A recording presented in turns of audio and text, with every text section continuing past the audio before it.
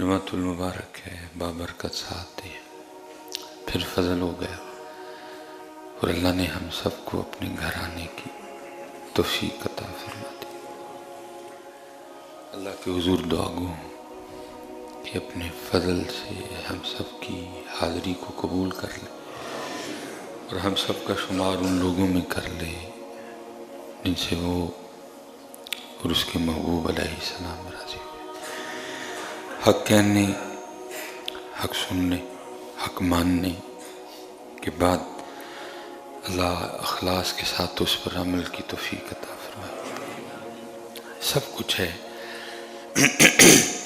عمل نہیں ہے۔ انفارمیشن، معلومات بہت زیادہ ہے، لیکن کیا ہے؟ صرف انفارمیشن ہی ہے، عمل کوئی نہیں۔ اب جس بندے کو چھیڑ لیں، ہر بندہ ہی پوری لائبریری ہے، لیکن عمل، اس لیے اقبال نے کہا زندگی عمل سے بنتی ہے، صرف انفارمیشن سے نہیں جی۔ زندگی ہر بندہ ہاتھ میں موبائل پکڑ بیٹھا ہے اور کچھ نہ کچھ مل رہا ہے، اچھا مل رہا ہے، برا مل رہا ہے، یہ بات کی مل رہا ہے بہرحال، تو انفارمیشن ہے۔ لیکن بات کیا ہے؟ زندگی عمل سے بنتی ہے، جنت بھی جہنم بھی۔ یہ خاکی اپنی فطرت میں نہ نوری ہے نہ ناری ہے۔ اس لیے داتا صاحب نے کشف المحجوب کی ابتدا میں لکھا کہ سب سے مشکل ترین کام اپنے علم پہ عمل کرنا ہے۔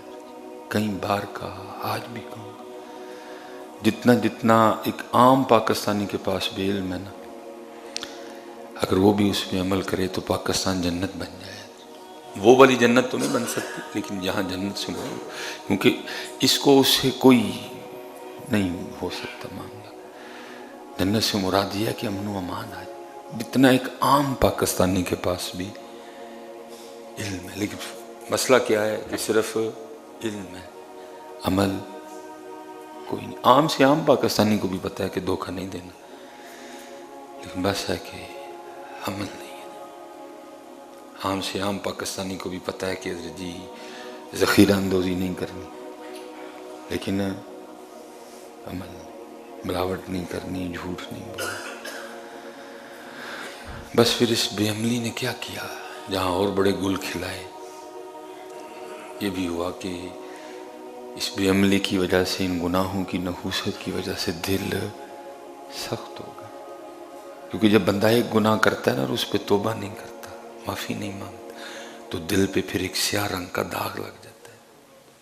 اگر تو معافی مانگتا ہے، توبہ کرتا ہے، توبہ قبول ہو جاتی ہے، تو اس کو مٹا دیا جاتا ہے۔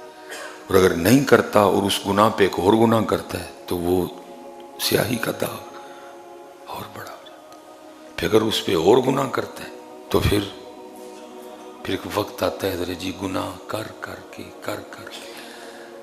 پھر پورے کا پورا دل ہی سیاہ ہو جاتا ہے۔ اور اسی طرف حضرت سلطان نے بھی اشارہ دیا، فرماتے ہیں دل کالے تو منہ کالا چنگا۔ دل کالے تو منہ کالا بھی ہوئے، رنگ کالا بھی ہوئے تو کوئی نہیں۔ اب دیکھیں نا، ہمارے کالے کی اس کالے سے کوئی مماثلت نہیں ہے۔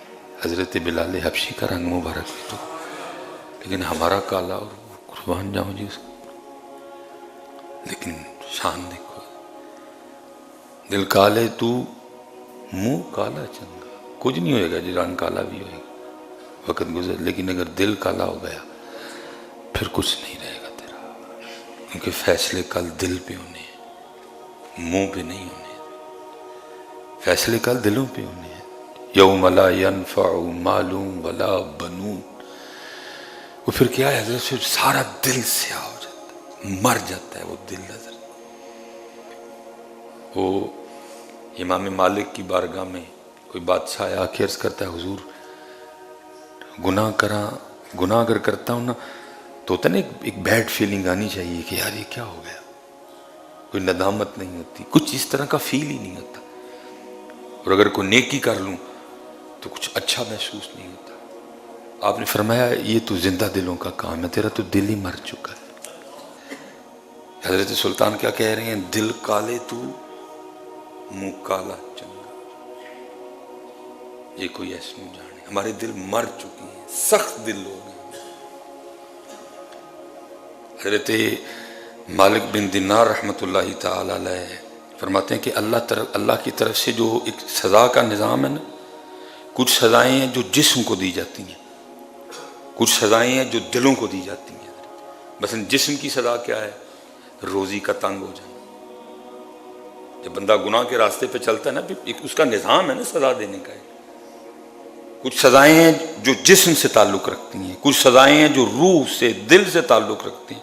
آپ فرماتے وہ سزا جو دل کو جسم کو دی جاتی ہے، وہ مثلا کیا ہے؟ روزی کا تنگ ہونا، عبادت کی توفیق چھن جانا، یہ جسم کی سزا ہے۔ روزی تنگ ہو گئی، عبادت کی توفیق چھین لی گئی۔ اور پھر آپ آگے فرماتے ہیں دلوں کی سزا کیا ہے؟ آپ فرماتے ہیں دلوں کی سزا میں سب سے بڑی سزا یہ ہے کہ دل کا سخت ہو جانا۔ اور میرے خیال سے اس وقت میں اپنے پاکستان کی بات کروں تو پھر ایک کثیر تعداد دل کی سختی کی سزا میں مبتلا ہے۔ سخت ہیں دل حضرت ہمارے۔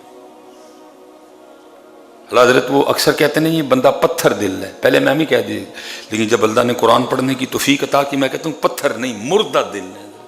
کیونکہ قرآن میں اللہ پتھروں کے لیے بھی کہہ رہے ہیں کہ پتھر بھی میرے خوف سے روتے ہیں۔ کچھ اس طرح کے روتے ہیں کہ چشمے جاری ہوتے ہیں، کچھ اس طرح روتے ہیں کہ نہریں جاری ہوتی ہیں، اتنا روتے ہیں۔ پتھر بھی اللہ کے خوف سے مردہ دل ہے۔ دل کالے تو منہ کالا چنگا، جے کوئی اشنو جانے